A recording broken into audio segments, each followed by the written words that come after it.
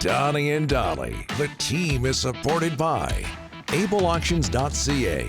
Closing your business? We can help. Thursday, and all of our guests today brought to you by the Bayside Oceanfront Resort. Those guests include Kevin Woodley, standing by. Looking for a midweek escape close to home? BC residents save 15% on weekday stays at the Bayside Oceanfront Resort in Parksville. Relax by the ocean, enjoy great dining, golf nearby, and unwind with island hospitality.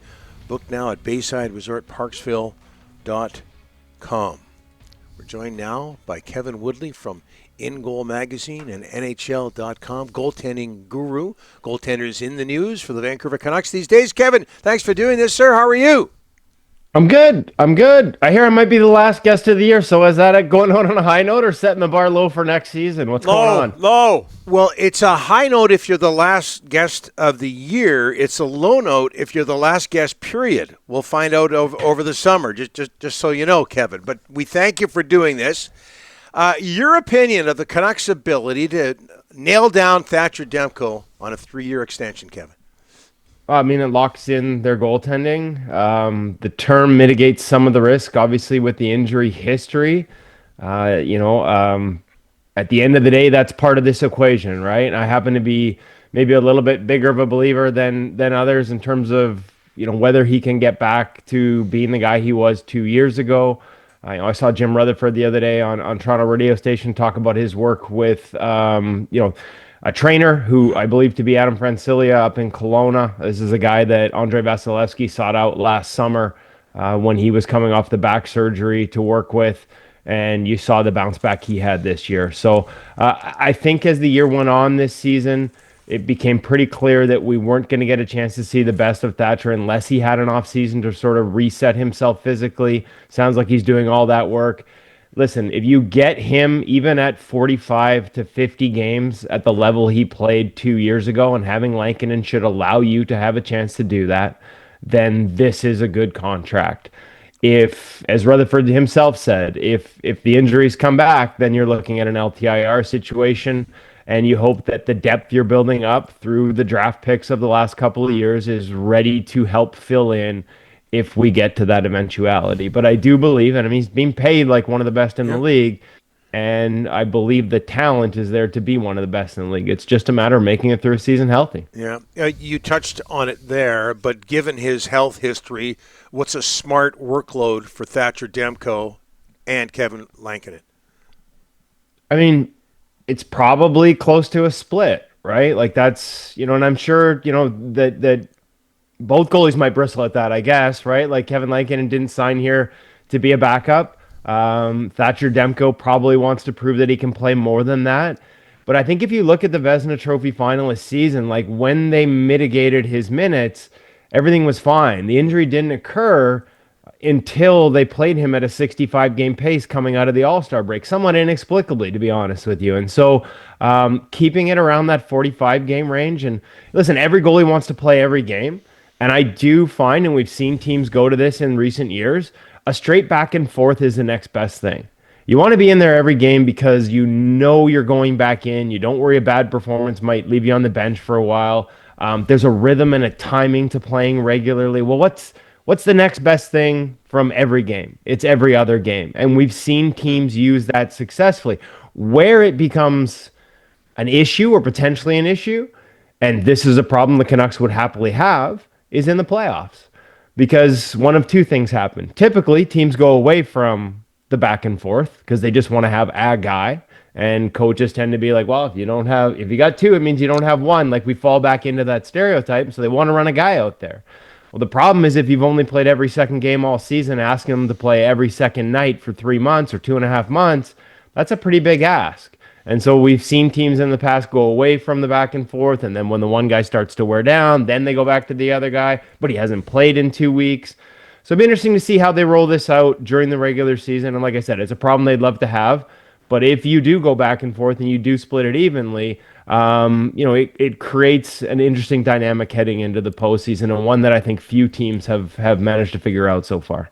Kevin, imagine you are Arturs Silovs. You just took the major league team, their farm team, to the Calder Cup Championship MVP goaltender. It looks like you're on your way out. They're going to have to move him this summer and probably get a late round pick, Kevin. But boy, oh boy, he had a great Calder Cup, and now he's looking at out of town now. Well, I mean, listen, I said this during the Calder Cup run. It wasn't just about rebuilding the faith in the organization. It was about opening eyes around the league, right? That's what you're trying to do as a 24-year-old goaltender, that cleared waivers and was in the American Hockey League in the first place, right? Coming into this season with expectations of establishing himself as a full-time NHLer. It didn't happen, but good for him to get on that run. And I think there were some things that you learned from that run. I talked to goalie coaches around the league a little bit, and a couple of them pointed out that they don't think it's a coincidence that his best hockey has come at the World Championships, where he plays regularly, in the playoffs last year for the Vancouver Canucks, where he got the job and ran with it and was in there every second night, during a playoff run in the Calder Cup. Because even in the American Hockey League, his numbers in the regular season over the course of 5 seasons, and I would argue that 110 games over 5 seasons is doing a disservice to his development in terms of not finding him enough minutes so far in his career. But it's not until you get to the playoffs where he's playing every second night that he has that success. And so maybe part of this is what happens when you allow him to run with it. But the challenge will be that's not going to be the role he gets in the NHL. And so I know there's a real fear that if you don't trade him, and you're right, Rick, the return would probably be a late round pick. Yeah. I would point to Daniel Tarasov, who's a higher regarded prospect, getting a 5th rounder from Florida, another Ian Clark draft pick from the Columbus Blue Jackets, getting a 5th rounder from Florida. That's kind of what you're looking at.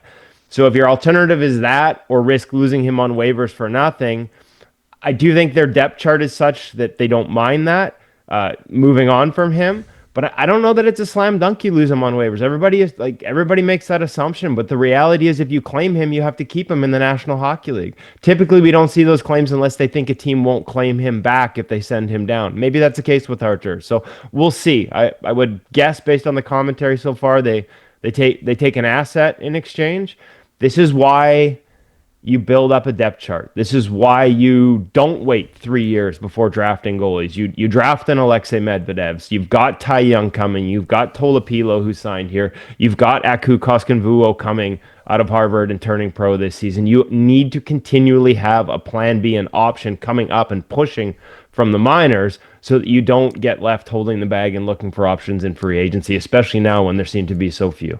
Boy, this kid, Alexei Medvedev, talking to people in Ontario, what a great draft pick. I mean, one guy in Ontario told me just a great human being, this kid. He came over when he's 14 to Toronto to start his hockey dream in Canada. Just a big, tall kid. He's got to fill out still, quick feet.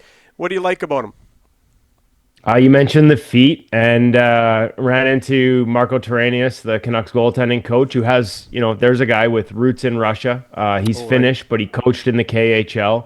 He knows all about Russian goaltenders, as does Ian.